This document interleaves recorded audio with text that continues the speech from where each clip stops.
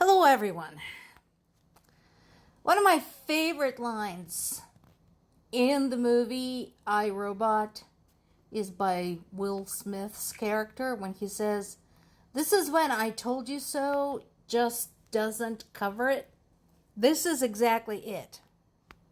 Ukraine has been trying to tell the entire world, including the United States, that trying to have peace talks with Russia is fruitless and is a waste of time. Well, now Russia had said it. Will you believe it now? I very rarely use CNN as a source, but occasionally, like that proverbial broken clock, even they get it right. And so I think they formulated the headline for this one really well. So, yeah, but the same thing is covered by other sources. So you're free to go to European sources, to Ukrainian sources, even to Russian sources. They're all saying essentially the same thing. It doesn't matter how many times you talk to Russian representatives. It doesn't matter what they say. It's all fluff. The point is, the essential point is, they're not interested in negotiations. They're not interested in ceasefire. They want Ukraine. They want Ukraine to surrender, preferably in its entirety. But they will take a partial surrender, so the chunks of territory that they want, including the ones they do not currently occupy, so that they could create a foothold to invade the rest later. Period. That is the plan, and it's always been the plan. And anybody who thinks otherwise is delusional, and now Russia had told you so. Meanwhile, the fighting continues, and again, this is the material point. I mentioned this many times. If Russia was in any way, any shape or form, serious about any type of peace effort, wouldn't they have at least paused? Wouldn't they have at least stopped bashing civilians? No. No such luck. And, the active frontline fighting continues as well. So, as we talked before many times, the most active, most brutal meat grinder right now is in the east, in the Donetsk-Luhansk region. And so this piece on the BBC website talks about what it's like for people to be so close to the front line. Because this article, in a lot of ways, addresses the thing that some demagogues say, well, if people don't want to live under Russia, why don't they just leave? First of all, how is it okay for Russia to just come and take what's not theirs and force people to leave? Why should they? If somebody just showed up at your house and said, "This is now my house," would you just leave? Is that what because that's what you're suggesting. This is somebody's home. So, why should they leave? Second, they have no place to go. And this is the problem facing now people in the Donetsk region, in the portions that are seeing some of Russia's advancements. I told you there's a lot of back and forth there because on one hand, Ukraine had liberated some of the portions of that area, but there has been some Russian movement forward in other areas. It's a constantly changing situation. And so now these people have to decide what to do. They either have to abandon everything they have, basically pack up whatever they can into a backpack or a suitcase or whatever, and go in hopes of finding a home somewhere else where they won't be killed, or wait it out. And neither of those scenarios are safe because, first of all, you never know when you're going to end up in the line of fire. Because this is like 5 to 10 kilometers away from the front line.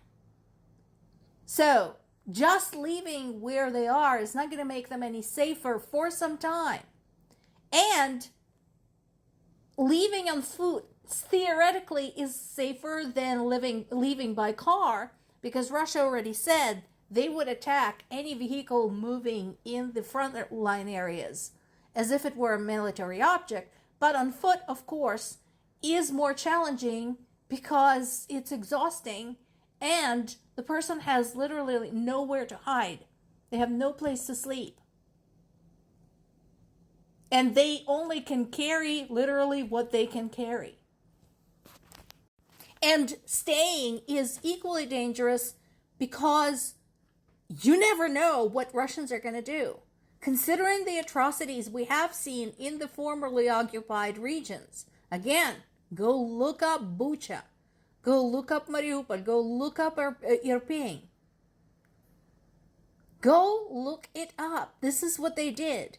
And so nobody knows what this particular part of the Russian troops is going to do in this particular town or village. So these people are trapped. There's nowhere for them to go safely. And staying can be just as bad. There is more activity right now among the Allies because of the violation of Polish airspace. But again, my question is, how long is that going to last? And is that going to yield any kind of practical result? So, Poland requested an emergency meeting of the UN Security Council, but there is a problem with that because whom do we have on the Security Council? Let me remind you. So there's 5 permanent members: China, France, Russia, United Kingdom, and the United States. First of all, we already talked about this many times, that the fact that Russia still has a seat on the Security Council, which it's not entitled to. It did not go through the due process to have that seat. It just basically walked in and took the seat formerly occupied by the Soviet Union, which was a different country. Like it or not, it was not the same country as Russia. Russia was part of it.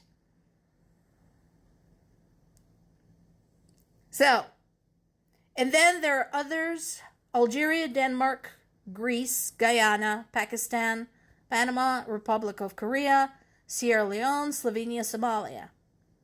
Now, China and Russia always vote together. And there is now a question what the United States is going to do, considering what we know now about the relationship between Trump and Putin. So, is it a bad step? Well, it's more like following due process. Poland wants to put itself on record. My airspace was violated. Damage has been done to my property. I want to make sure I check all of the check boxes, before I start making decisions. And so this demand for the Security Council meeting is likely not going to yield anything for Poland. But at least Poland can say, yes, I have done that. I have appealed to the UN Security Council. On the other hand, while the allies are beefing up, helping Poland beef up its defenses, Russia is conducting massive military drills in Belarus. Look at the map. Belarus has borders with not just with Russia and Ukraine, but with also Poland and with Lithuania. So what this is Russia checking to see how far it can go, how much it can get away with. Unless somebody stops Russia, they're not going to stop. They're going to keep pushing this. They're going to keep towing the line. More to come.